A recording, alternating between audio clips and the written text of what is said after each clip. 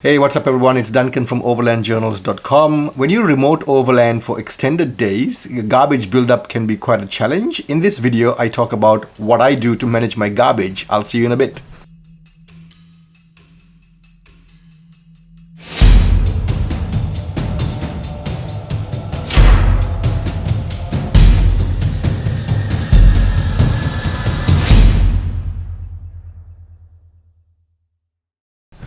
This Thursday should have been part 6 of my beginner series, but instead I thought I'll talk about how I manage my garbage, because a number of people have written to me and asked me how I manage my garbage buildup when I do extended remote overland trips.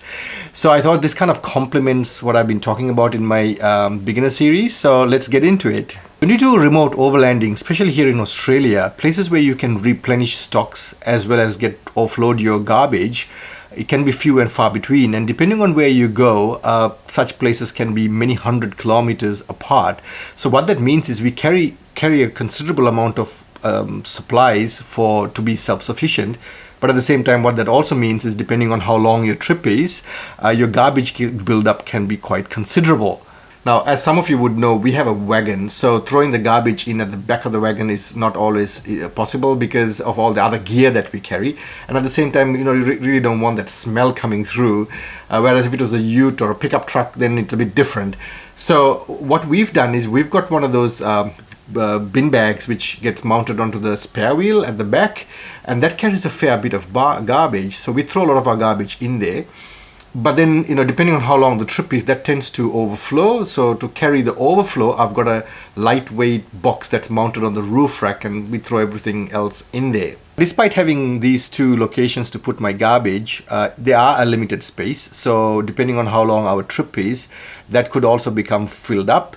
So we found other ways to manage our garbage so that we can work within the space that's available to us. The whole idea is to keep the volumes down, the garbage volumes down, that is. So when it comes to beers and soft drinks, we carry cans, we don't carry bottles. So they can be easily crushed, like what I've done here, and crush it and throw it in the garbage bag.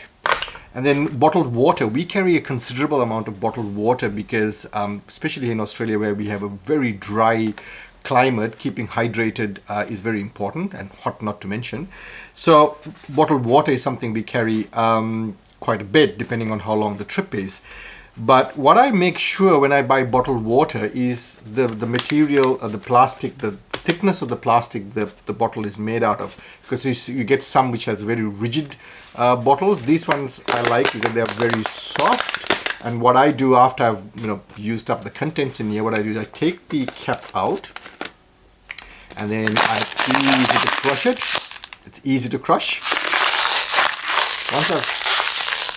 Once I've crushed it and all the air has come out, while holding, I put the cap back in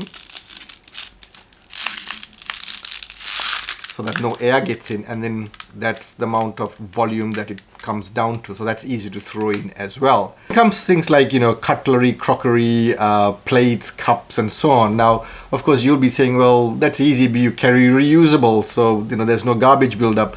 Well, yes, true, but especially like in our conditions where water is so precious, what that also means is that after every meal, you need to wash up. And if you've got a bigger family, then of course more washing up than if it was just a single person or two people, like in our case.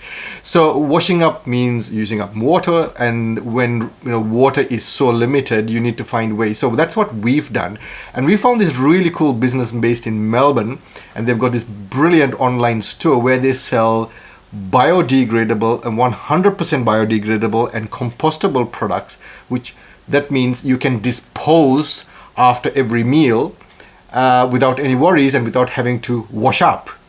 I have to mention this at this point. I am in no way paid by this company to mention their name.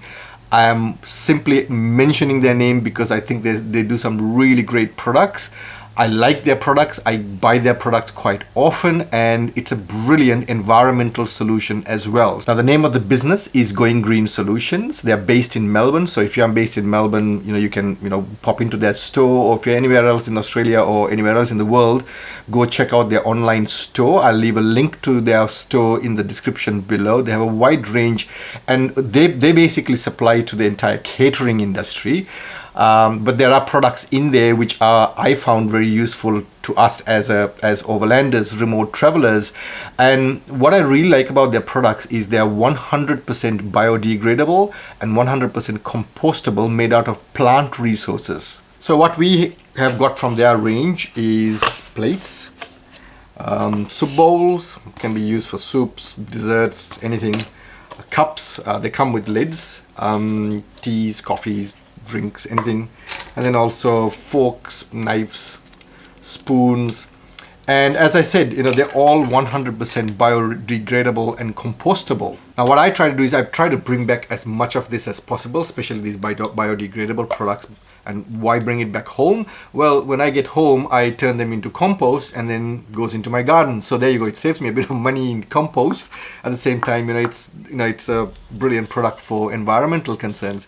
But of course, depending on how long the trip is and how far a disposal point is, there will be an overflow, and we have experienced that a number of times. So then what I do is I burn these. Now, you might think, well, it's biodegradable, why do you have to burn it? You can just bury it in the ground. Well, that's not such a great idea as far as I'm concerned, because you bury it, and yes, it'll biodegrade, but that'll take a little bit of time. And in the meantime, you'll get wildlife coming around, digging it up, and then it gets thrown all over the place. Wildlife shouldn't be really eating this. And then if it's lying around in the open, it becomes an eyesore.